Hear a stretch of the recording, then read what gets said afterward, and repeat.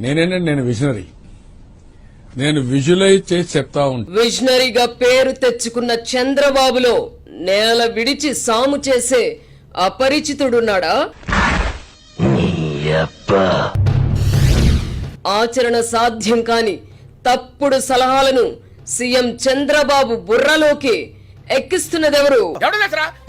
గత తప్పిదాలు పునరావృతం కానివ్వబోనని నమ్మబలికిన బాబు ఆచరణలో చేస్తున్నదేమిటి? మాకు కూడా నమ్మకం లేదు. నేను నమ్మను. నమ్మదురా, అడుగుతురు. మా కార్యకర్తలు కూడా నమ్మకం లేదు. బంగారు కుటుంబాలు మార్గదర్శకులంటూ నేల విడిచి సాము చేస్తే పేదరికం పారిపోతుందా?